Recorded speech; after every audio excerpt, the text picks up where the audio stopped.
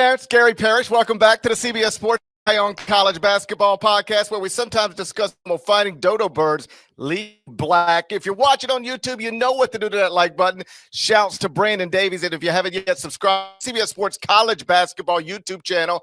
Also, please do that while you're here. Let's get into it. Today, we are continuing our Summer Shootaround series that we're going to be doing over a span of a few weeks. As I hope you know, we've already published episodes on St. John's, Houston, and BYU. Now, we are turning our attention to Purdue. A quick recap on last season, the Boilermakers. They went 24-12, including 13-7 in the Big Ten. Finished tied for fourth with Wisconsin and UCLA in the conference standings. They were 4 games back of first place Michigan State. Then they lost to Michigan in their second game in the Big Ten tournament. Then they got a 4 seed in the NCAA tournament, beat High Point, beat McNeese to advance to the Sweet 16, then lost to Houston 62-60 to end their season. It was on March 28th. The top 4 scorers from that team are back. Top 5, if you include Daniel Jacobson, who only appeared in 2 games last season. Trey Kaufman-Renn, he is the leading returning scorer. Braden Smith, he is the reigning Big Ten Player of the Year, inarguably. The Boilermakers are, on paper, once again, national title contenders. Their coach is, of course, Matt Painter, the 5-time Big Ten Coach of the Year, and that's who's going to join me to discuss Purdue's program and team, Matt Painter. He's going to be here in just a second, but first, real quick, let's get a word from our partners.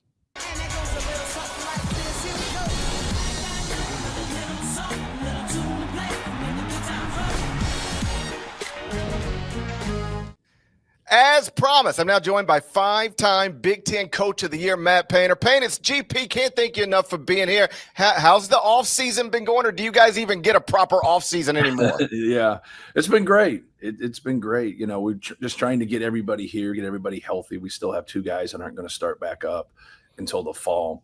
And so for us, a couple visa issues, which a lot of, players across the country, had those. We had another guy play USA basketball. So we didn't have a full group. We've normally had a full group every summer.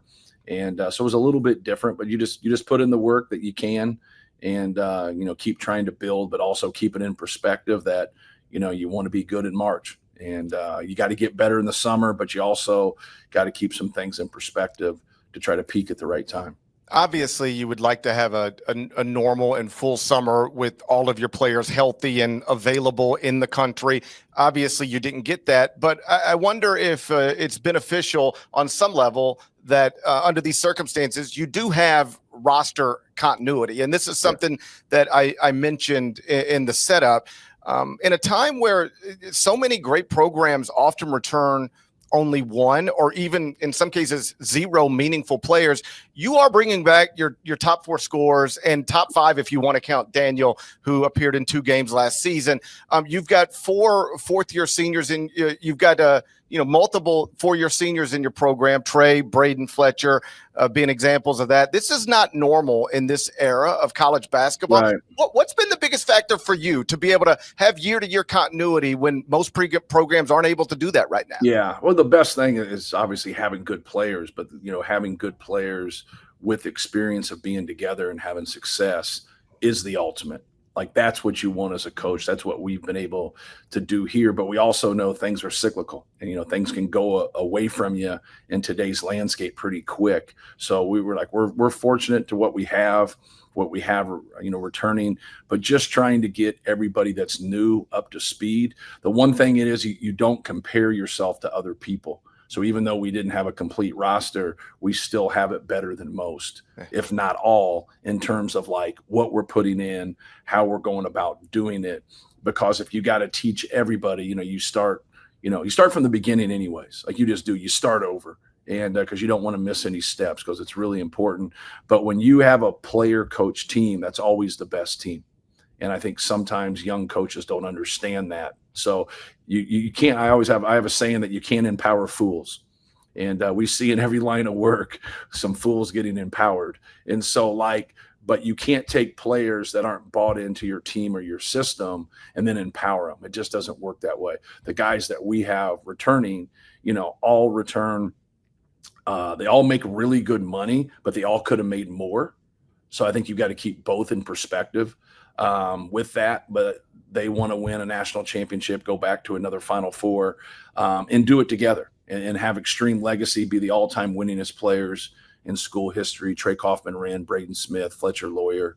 So that's pretty cool. Like, you know what I mean? Like some of the things that are there that they're looking at, they could have made more money when other places, but would they be staring down that same barrel, you know, in 20 years, 30 years, 40 years, heck, tomorrow?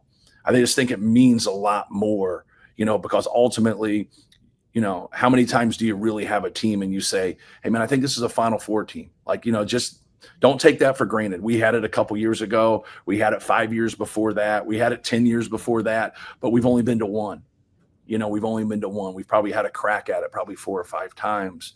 And now in a quick turnaround, we've got another crack at it right here. But it's also because we've had some guys remain loyal to us. And that's pretty cool. You mentioned those guys want to win a national championship, not just anywhere, but at Purdue. I imagine that's true for a lot of guys at a lot of different places, but it's an unrealistic dream for most. It obviously is not for these guys. Evidence being that, and I'm not even sure if you know this, but FanDuel has updated its odds to win the 2026 NCAA tournament, and the favorites right now at plus 900 are the Purdue Boilermakers. Now, to be clear, I don't believe they're going to hang banners for preseason betting odds, but big picture, it does speak to the type of program you're running. Yeah. Like I've mentioned before, you've won 5 Big Ten regular season titles, 2 Big Ten tournaments. You've been to a Final Four. You've coached in a national title game. I know you're not the type to get caught up in anything that I'm saying right now, but work with me here. What does it mean to you not only to accomplish all of those things by the age of 54, but to accomplish all of those things at your alma mater and just like 90 miles from where you grew up? Yeah. You know, it's pretty cool. It's a little surreal. You know, I get to coach at Purdue, get to follow a legend in Gene Cady, who's been to most of our practices at 89 this summer, which is just the coolest thing in the world. You know, to have him around. But yeah, to be able to, you know, if we're preseason number 1, we've been number 1 4 out of the last 5 years. And so I think that's, you know, something our players should be proud of because we've done that collectively. As a staff, we collaborate a lot. And so it's a total team effort. I think it'll probably mean more in time when you're done. Like right now, you just like, you're just fighting what's in front of you, right? And sometimes you can overfight some of those things and not enjoy, you know, what you're going through in the process that you're going through. So like trying to get those guys just to, you know, make their hard work fun and enjoy it. It should be the best year of their life. You know, it's the way I always look at it. When you get at the end of your college career, like if you're worried so much about things that are out of your control, you're just going to be miserable. And when you lose, you are miserable. Like I think everybody understands competitive people and how it is. So no, it's just kind of a surreal thing for us. And the fact that we've been able to maintain and have some consistency, you know, at a very, very high level. But that's what our work is doing now is like we're getting ready for our season, but we also know we lose a bunch. And we've taken 4 guys out of the portal in 5 years. And so like I think we just have to be smart about our development, but also our needs and just keep a really good balance with that. But just keep trying to like be, you know, straightforward with everything. And I know that comes off really hokey, but like I'm just, you know, we're not trying to get anybody under any false pretenses, you know, just trying to be honest. Like, hey, like, how do I fit in here? How do I do this? And like, hey, man, competition sets rotations. I don't know what to tell you. Like, you know what I mean? I love you as a player. You're great, but I'm not going to sit here and promise you things to get you. And now you're going to upset this apple cart that we've created. And that starts with being honest with guys, but also, you know, if they beat somebody out, they beat somebody out, no matter what they did before.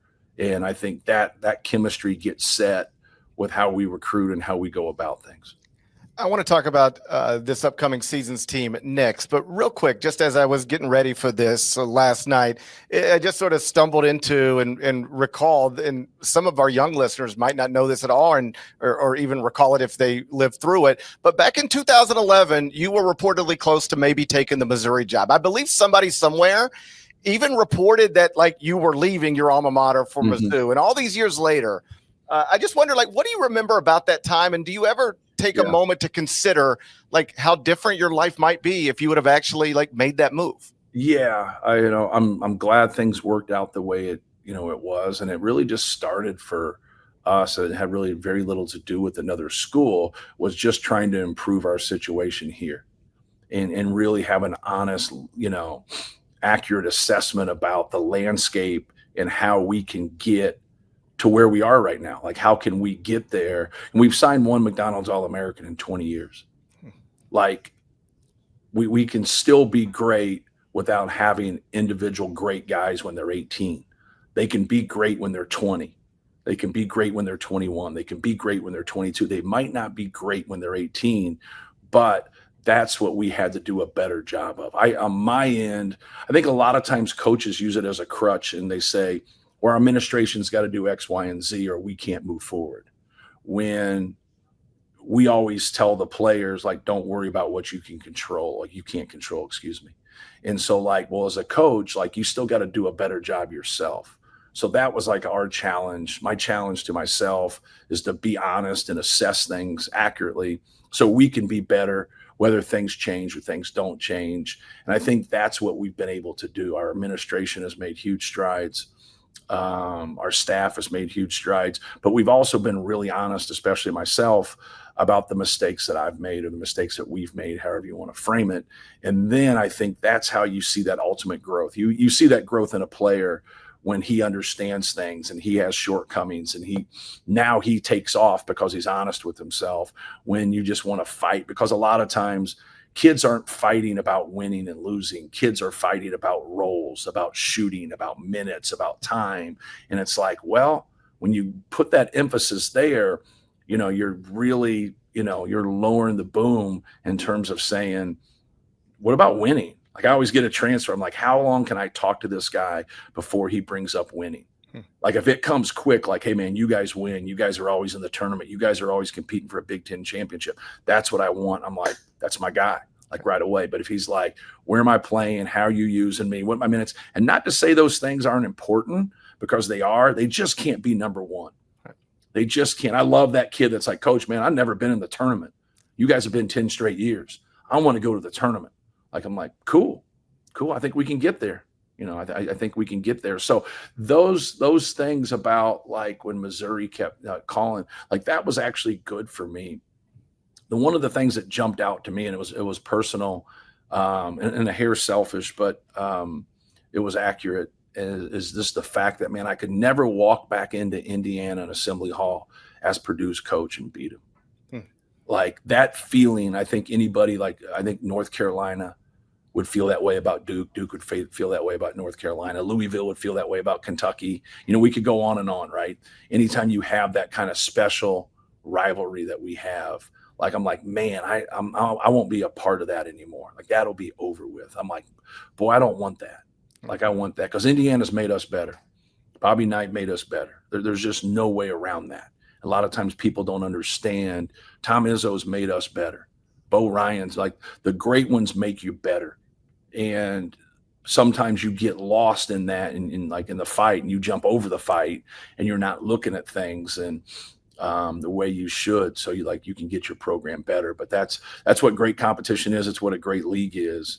And but no, that was it was an interesting time. It was an interesting time right there. But if you look from that moment on, I think you've seen a lot of improvements here, not just from our staff, but also in how we evaluate. But our administration has also been great. Our board, I say this all the time, and people don't like to talk about things of this nature, but we got a great president, we got a great board of trustees, we got a great AD, and anybody in the business that are at those levels that I mentioned would agree with me. And so, like, I feel like I'm fortunate to be at Purdue and be the head coach, because Purdue's special, but also because of the people that I'm around. Let's focus on this season's team. You've got, as I mentioned, an All-American in your backcourt. You've got an All-American in your front court. Both are seniors. Like I noted, this is not normal. How advantageous is it to start a season with an All-American guard and an All-American big, both of whom have loads of experience? Yeah, it's rare. It's rare for the ball to be in his hands. Got a chance to break Bobby Hurley's record for the most assists in the history of the NCAA, which just is an unbelievable feat. Bobby Hurley and I are the same grade. So, it's makes you feel like you're a small part of it, but also makes you feel old. So Trey Kaufman-Wren has just been fabulous for our program. And he kind of points to the thing everybody thinks that you got to have one route to success. Here's a guy that redshirted. Here's a guy that didn't play a lot his first year because of Zach Edey. And then the next year he started with him, but actually Mason Gillis played more minutes than he did. So he's played the 5 and the 4 for us. But every year when that season ends to when we start in the summer, like he comes back and you can see, man, there's 5 to 6 weeks right there of work on his own. Not to say other guys don't do that, but like he really dives into it. Braden dives into it. Fletcher Lawyer dives into it. Like those guys want to be good. Like the credit for them should go to them. Like those guys spend a lot of time in the gym. They put a lot of time in on their own. But to have that combo with those two together, it's pretty special. And then with Fletcher, like the three of them together, like Fletcher has the best, 3-point percentage in the last 2 years of anybody returning to college basketball. He had the best 3-point percentage for home games last year in college basketball. Trey Kaufman-Wren had the most field goals in college basketball. That's all tied into Braden, and they've all been good together. And I think that's the key. A lot of people don't realize that about All-Americans. Trey was an All-American third team. Braden was a consensus first team All-American, but Purdue won a lot of games. Like, don't get away from that. When you look at those All-American teams and you look at those top 10, 15 guys, very rarely will you see somebody on there that doesn't go to the NCAA tournament, doesn't win. And that's always like selling that, to your players and to say, if Purdue wins and we have a lot of success across the board, the individual stuff should take care of themselves. To that point, as somebody who votes on this stuff, I do not care. I genuinely don't even care what your numbers are, with few exceptions if you're on a bad team. Right. But if you are on a top 5 team, you can be averaging 12 points per game. But if you're the best player on a top 5 team, you're going to be an All-American because Yes. Most people who vote, myself included, we do value winning. The success has to be there. Otherwise, it's just empty stat stuff that can easily be ignored. I want to talk specifically about Braden because he was ranked 216th in the class of 2022. He's now the reigning Big Ten Player of the Year and could very reasonably be the preseason National Player of the Year.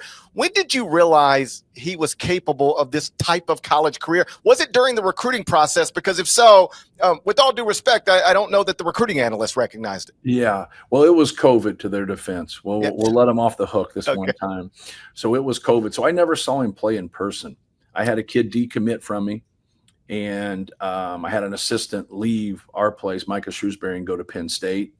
And a guy that had committed to us that he recruited went to Penn State, and then it opened it up. And so we had multiple people in that area keep telling us, hey, like, this kid's for real. Like, he's really, really good. And I'm just like, hey, I don't have a scholarship. When it came open, I just jumped on about 5 or 6 guys and started watching film. All of them national ranked except him. And then I finally came back to it. I just said, like, hey, like this, either I'm getting fooled by film. I said, but this kid here is better than all these ranked guys. Like, this isn't even remotely close. So I started calling people.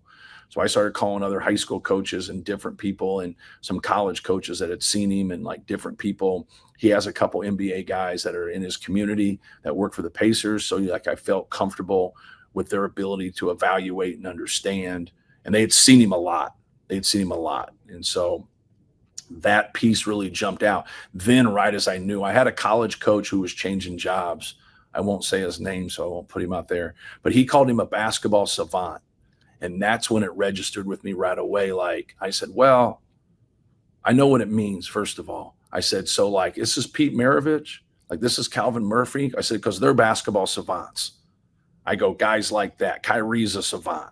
I go, like, did you understand like the skill level? And he was like, I totally understand it. And I'm telling you, he reads angles. He plays passing lanes. He sees things before they happen. He's the best passer you're ever going to have. He goes, just taking. And then that's when I pumped the brakes and I stopped calling anybody because I didn't want anybody to be on the same scent. I got him on a Zoom and 2 days later he committed. So, yeah. A similar story I once heard about that comes from the former Wichita State coach, Greg Marshall. Said he would go to these grassroots events and he'd watch all the ranked point guards. And then there was this little unranked point guard that was just beating all of them every time. He's like, he wasn't the biggest, he wasn't the most athletic, but his team won every time. And it was Fred VanVleet. It was the same type of thing. Yes. You are returning 4 guys who started at least 23 times last season, which is among the reasons in the betting markets your team is favored to win the national championship. You're also adding some super interesting pieces.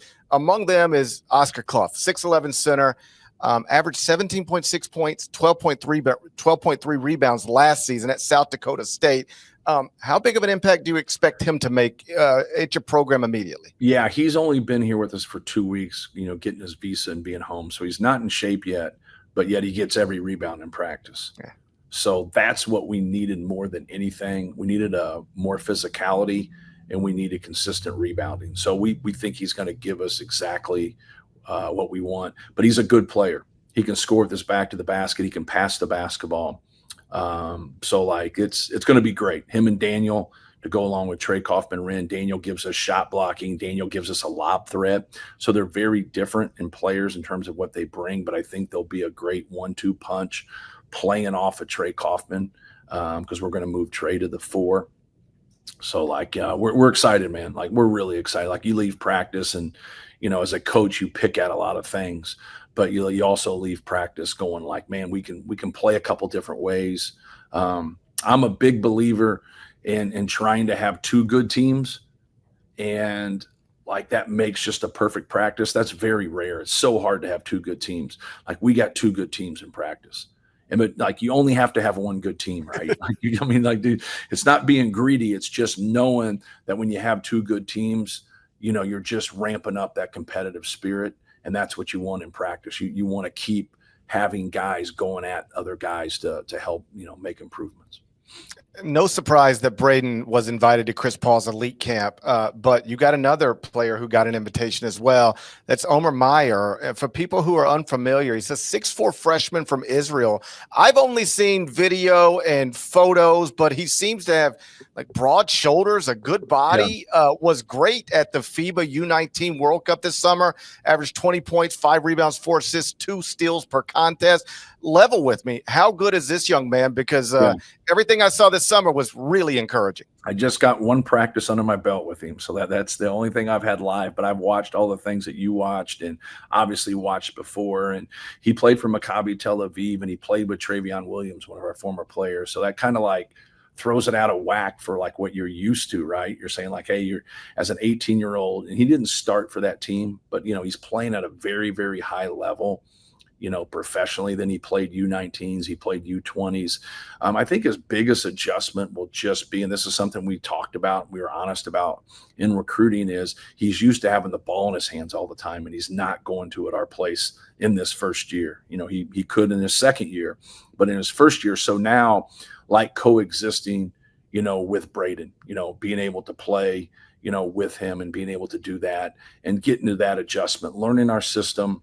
But he's a good player. Like you say, you reeled off his dimensions. He's got a good frame to him, good athleticism, can really pass the basketball. If you can stick, a lot of people out on the court that can shoot it and they can pass it and make decisions, you really put people in bind. So he gives us that other ball handler that we really didn't have before in terms of, passing and breaking people down. So, we like our pieces. And, CJ Cox, Jakari Harris, we have a freshman named Antoine West who's really played well in practice. So we're excited, about our backcourt, excited about our front court. And so I think that makes for being excited about your team, right?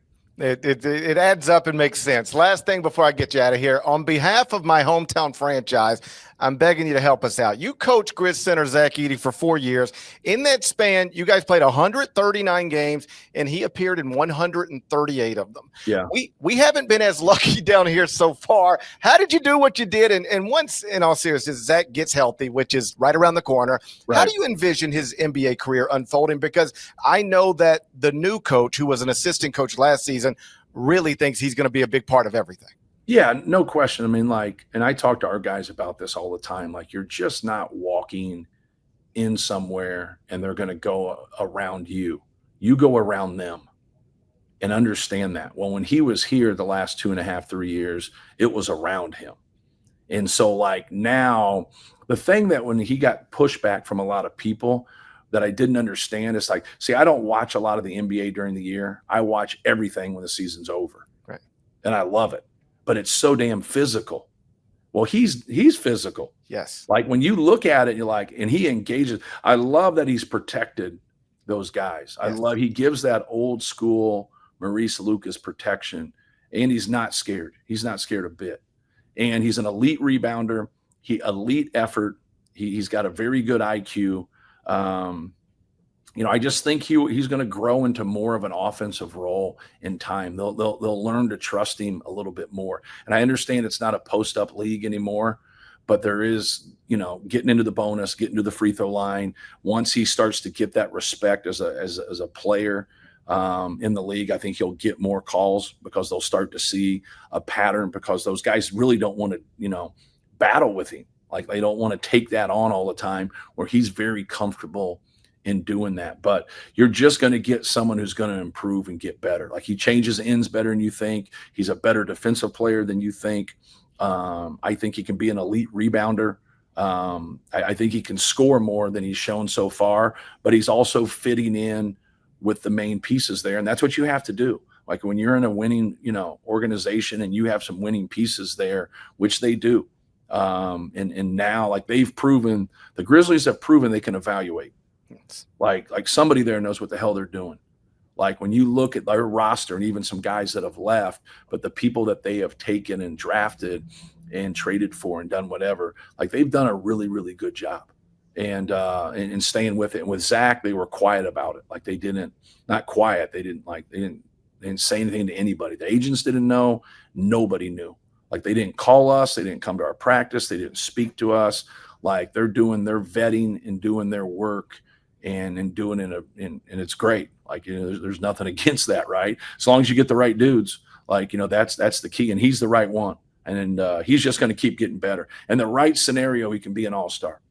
I don't know when that is, but in the right scenario, just because his competition at the position that, you see through the years, like, he needs somebody to be the best player, 2 best players, 3 best players in the NBA with that size. That'll really bring things back. Like you get someone like Shaq, you get Arvydas Sabonis. If you get great players in the NBA of that size, people have to have people to deal with them. That could only help him. I don't know who those people are, but like that's a little bit of how the changes happen, obviously through analytics and playing 5 out and doing different things. But I think he's going to be great. And you saw there at the end when he had some of those monster rebound games, he can consistently do that. I know that. And whatever you want him to do, like you just got to talk him through it. Like he's cool. Like he just wants to win. And he's very, very, for a guy that has the awards he has, like he's really humble from a basketball standpoint. Like he's a passer, he's unselfish. He just doesn't have the bullshit that a lot of the rest of us have. You know what I mean? He wasn't, he didn't get heavily recruited, didn't start basketball to his sophomore year. So he's not, he just doesn't care. He really doesn't. He just wants to win. And that's a great quality to have. That's terrific insight. Payne, I can't thank you enough for spending time with me on this morning. Congrats sincerely on everything you've already accomplished. I'm confident the best is still yet to come. Enjoy the rest of your summer, and I'm going to see you again real soon. All right, man. Thanks, Gary. Here we go. The 2025 CBS Sports NFL schedule is here. 18 glorious Sundays. He's got his receiver touchdown. Filled with rematches. Oh, the play of the year. And rivalries. Touchdown, Bengals. Plus, plenty of superstar showdowns. And an epic matchup between the Chiefs and Cowboys on Thanksgiving. Clear your Sundays beginning September 7th for the NFL on CBS and Paramount Plus. Big thanks to Matt Painter from Purdue for hanging out, and special shouts to Chris Foreman, Purdue's top shelf SID, for setting that up for us. Our next episode in the Summer Shootaround series, that's going to be on UConn. It's going to be me and Rob Doster from the Field of 68. He's going to tell us why he thinks Dan Hurley's Huskies have a real chance to win a third national title in a 4-year span. It is going to be me and Rob Doster on UConn up next. Hopefully, you'll check that out. Shouts to Devin Downey. Shouts to Chester, South Carolina. Shouts to Terry Teagle, the legend, Huck Larnell. Thank you guys once again for watching, listening to the Eye on College Basketball Podcast. If you're not subscribed, please go subscribe anywhere you subscribe to podcasts, Apple, Spotify. There's more of us than there are of them. That should be reflected in the comments. So do that, and we're going to talk to you again real soon. Till then, take care.